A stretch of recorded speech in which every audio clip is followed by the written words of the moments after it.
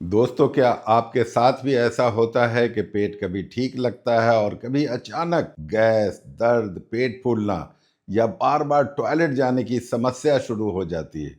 Doctor कहते हैं IBS है, दवाइयाँ देते हैं, कुछ दिन राहत भी मिलती है, लेकिन फिर वही परेशानी वापस आ जाती है। अब सवाल ये है, आईबीएस आखिर ठीक क्यों नहीं होता?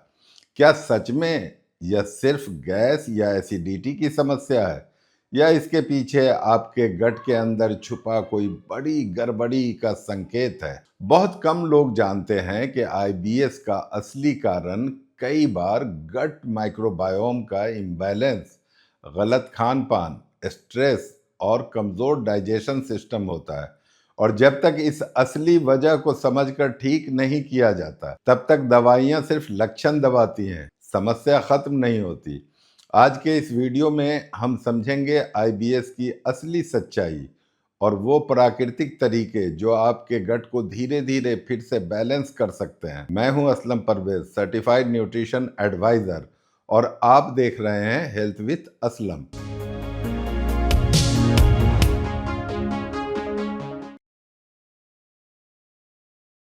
यहाँ हम समझते हैं न्यूट्रिशन, गट हेल्थ और लाइफ स्टाइल का वो असली साइंस जो शरीर को भीतर से हील कर सकता है।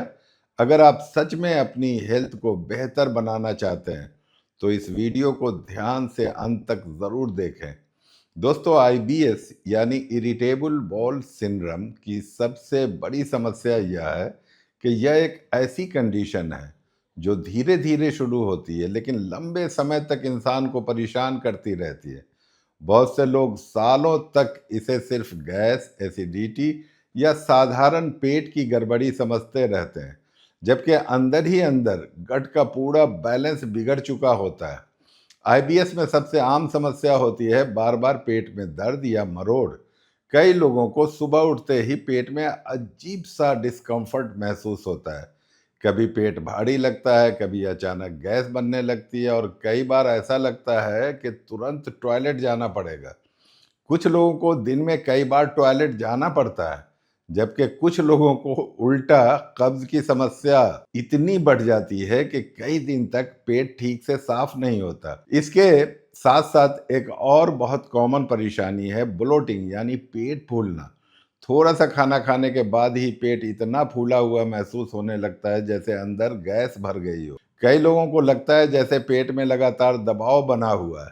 यह समस्या सिर्फ अनकंफर्टेबल ही नहीं होती, बल्कि धीरे धीरे इंसान के कॉन्फिडेंस और डेली रूटीन को भी प्रभावित करने लगती है। आईबीएस वाले लोगों को अक्सर खाने के बाद परेशानी बढ़ जाती है। कुछ खास चीजें जैसे तला भुना खाना, बहुत ज्यादा मसालेदार भोजन, चाय, कॉफी या कभी कभी दूध और कुछ फल भी सिम्टम्स को बढ़ा देते हैं।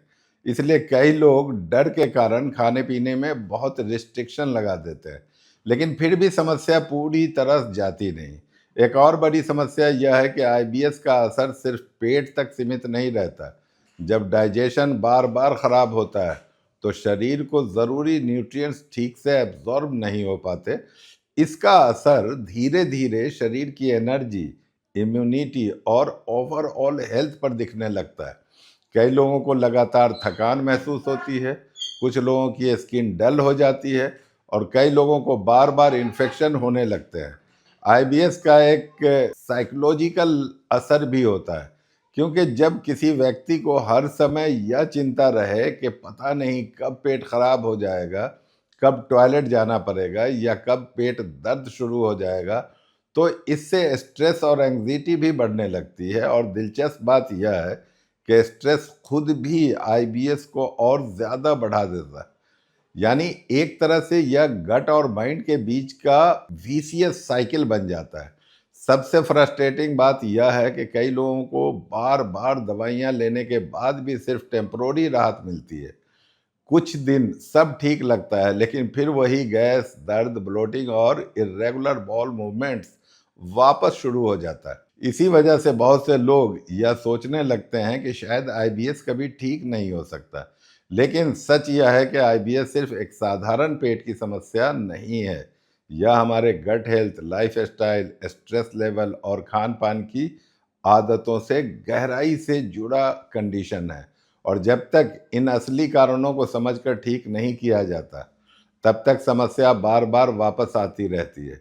अगर आपको यह जानकारी उपयोगी लग रही हो और आप ऐसे ही सच्ची हेल्थ अवेयरनेस नियमित पाना चाहते हैं, तो अभी चैनल को सब्सक्राइब ज़रूर कर लीजिए। दोस्तों, अब सबसे ज़रूरी सवाल, अगर आईबीएस की समस्या है तो इससे राहत कैसे मिले? क्योंकि सच यह है कि आईबीएस में सिर्फ दवाइयों पर निर्भर रहना हमेशा अस्थायी समाधान नहीं देता। असली सुधार तब आता है जब हम गट को धीरे धीरे हील करना शुरू करते हैं। सबसे पहला कदम है अपनी खाने की आदतों को सुधारना। आईबीएस में गट पहले से ही सेंसिटिव होता है, इसलिए बहुत भारी तला भुना और ज़्यादा मसालेदार खाना सिम्टम्स को और बढ़ा सकता है। कोशिश करें कि खाना हल्का, ताज़ा और आसानी से पचने वाला हो, जैसे दाल, सब्जी, खिचड़ी, सादा चावल, मूंग दाल और हल्की। दूसरी महत्वपूर्ण चीज़ है फाइबर का संतुलन। कई लोग अचानक बहुत ज़्यादा फाइबर लेना शुरू कर देते हैं, जिससे गैस और ब्लोटिंग और बढ़ जाती है। आईबीएस में धीरे धीरे सोलुबल फाइबर बढ़ाना बेहतर होता है, जैसे ओट्स, इसबगोल की भूसी की थोड़ी मात्रा या कुछ फल जैसे पपीता गट को शांत करने में मदद कर सकते हैं।